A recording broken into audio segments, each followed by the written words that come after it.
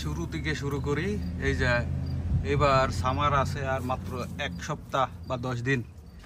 So এখন আমাদের গাছে জালি আছে কতগুলো দেখেন,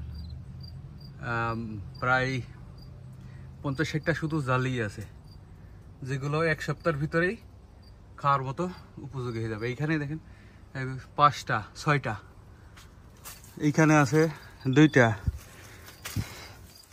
এদিকে দেখেন এক নজরে দেখা যায় 3 4 5 6 7টা, তাহলে 5 আর সাথে 5 আর 6 11 12 13টা আছে শুধু এইখানেই। ওকে, ওইখানে একটা আছে 14। এই যে কতগুলো আছে, এইখানেই কতগুলো আছে, শুধু এইখানেই কতগুলো জালি। এগুলো 90% বড় হবে এগুলো সব। এরপরে হিডেন আরো জালি আছে অনেক।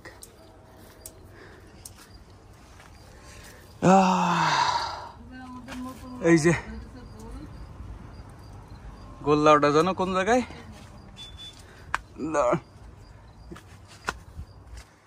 লাভ অনেকগুলো আছে। এই যে এইখানে আছে, এভাবে হিডেন বহুতগুলো আছে। ও এই যে গোল লাউ, আমাদের লম্বা লাউ অনেক হয়েছে, লম্বা বিভিন্ন ধরনের। এবার এই গোল লাউ আছে, প্রচুর জালি আছে।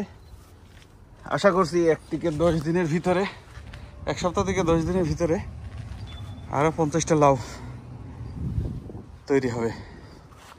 প্রচুর লাউ আছে। এই যে গোল লাউ বেশ কিছু, এই যে এটা তো একটা সাইড, আমাদের অন্য সাইডেও কিছু আছে। অন্য সাইডে ওইদিকে যাই।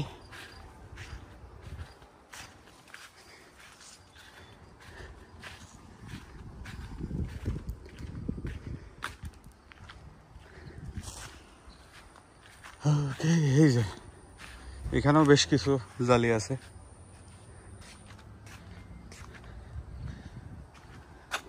প্রতিটা পাতার নিচে নিচে লাউ। এই যে কুমড়ো হচ্ছে শেষ সময়ে এসে কিছু কুমড়ো, এই কুমড়োগুলো খুব টেস্ট হয় এবং পুরা 1 বছর রেখে খাওয়া যায় যদি পাকানো হয় পাকা অবস্থায়। এই লাউয়ের আবার 2 রকম আছে, একটা কলসির মতো দেখতে আর একটা এরকম লাউ। কুমড়োগুলো খুব টেস্টি এগুলো। আর এখানে অনেকগুলো লাউ পেড়ে নেওয়া হয়েছে, এইখানে খুব কম আসছে, ওইদিকে খুব বেশি, প্রচুর। ঠান্ডায় কিছু ফুল নষ্ট হয়ে গেছে, না হলে জালে আরও আসতো। অলমোস্ট ঠান্ডা পড়ে গেছে, রাত্রে ঠান্ডা পড়তেছে, যার কারণে। যাই হোক, এই হচ্ছে আমাদের লাউয়ের সর্বশেষ